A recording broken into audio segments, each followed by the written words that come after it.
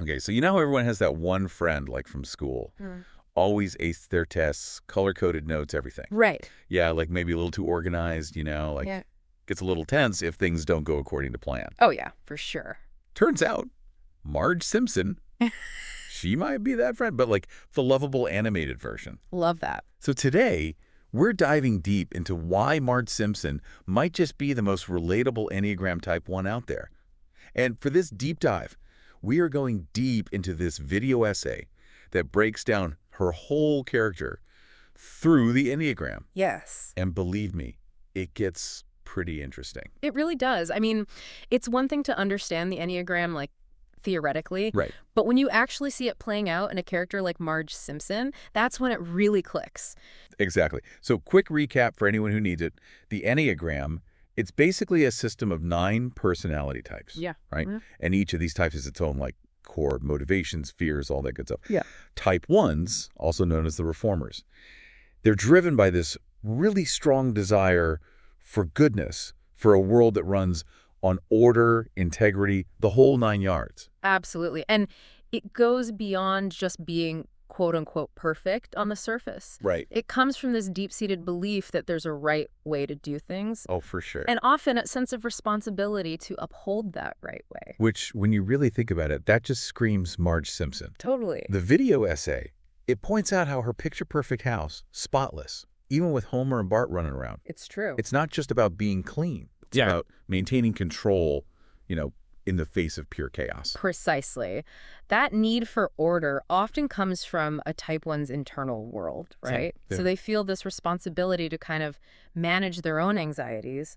And how do they do that? They create order in their external environment. Fascinating. So that spotless green couch, that might be Marge's way of feeling like something, at least one thing, is under control Right. in that crazy Simpsons household. It's so true. It's like, those ridiculously organized to-do lists people make? Oh, yeah. Like, I used to do that in college, and it wasn't even about being tidy. Right? It was about calming the storm inside my own head. Exactly. And speaking of things that would cause a Type 1 some anxiety, Okay. Bart, Of course. his antics. Yeah. The video essay, it brings up episodes like Marge versus the monorail. Classic. Marge, be not proud. Come on, those really highlight her unwavering moral compass, don't they? Absolutely. And you've got to remember, type 1s, they have this incredibly strong sense of right and wrong. Right. And they can be incredibly principled, especially when it comes to, raising children. Of course. It goes beyond just discipline. It's about instilling a sense of integrity. And sometimes, let's be honest, sometimes that means like laying down the law. Oh, yeah. Even if it means you get a couple eye rolls from the kids. Yeah. But the essay mentioned something else that I thought was interesting. It's how Marge often takes the blame for things. Yeah. Even when it's clear. Like, Homer's the one who, swapped the sugar with the salt again. Oh. Is that a common Type 1 trait? It can be, yeah.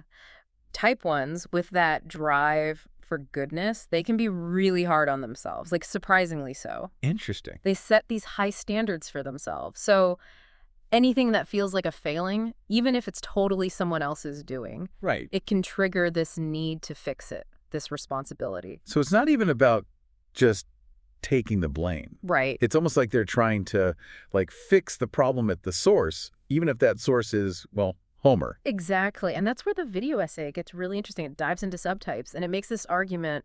Marge, she's like the ultimate type 1 conservation subtype. Okay, subtypes. See, this is where my Enneagram knowledge gets a little iffy. Mhm. What is it that sets the conservation subtype apart? So think of subtypes as these layers, right? Like within each Enneagram type. They add this nuance. So it's not just, you're a type 1, that's it. Right. They influence how that type 1, in this case, actually expresses themselves. And it often comes down to different instincts. Okay. So for conservation subtypes, their big thing is security and order. Got it. They have to create it, they have to preserve it, and it's usually centered around their immediate environment, their home, their family, those closest to them. Which, let's be real, for Marge, that's basically her whole world. Pretty much. The video essay, it points out how all that meticulous homemaking, it's not just about, aesthetics. Right. It's deeper than that. It's about her creating this stable, secure foundation for her family to, exist in. That makes sense. Like when she's always making these elaborate meals. Yeah, even if it's just mac and cheese, it's like a 4-course meal. Exactly. And it's not just about the food, right? Yeah. It's Marge saying, this is my family. Yeah. I'm nurturing them. I'm providing. This is a loving unit, even if Homer's, dropped salad again. It's so true. It's like that classic Simpson scene where, the house is a disaster, Yeah. the kids are out of control, and Marge, she just snaps. Oh, no. But it's not like a yelly snap. It's like she Yeah. puts on a perfectly ironed dress, bakes cookies, insists everyone sit down for this, like, civilized family dinner, Yeah. even if it's totally a facade, Total facade. But it's that instinct, that conservation instinct, Keep kicking in. trying to restore order, even if it's just on the surface, just for a little bit. Right. And this whole desire for rightness, it shows up in how she parents, too. Oh, totally. The video essay, it points out how often Marge is scolding Homer and Bart, like constantly, trying to steer them towards her definition of good, which, let's be honest, can be a lot. Oh, even for Homer. Even for Homer.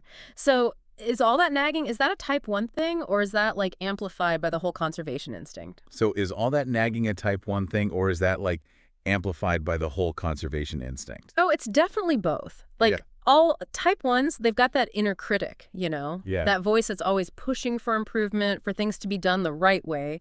But then you add in the conservation subtype, and that drive, it gets focused. Oh, interesting. It's not just about principles anymore. It's about their people. Right, right. Harmony and order in their own little world. So it's like Marge isn't trying to, like, fix Bart just for the sake of it. Right. She's doing it because in her mind, that's how you keep your family safe. That's how you create that stability she craves. Exactly.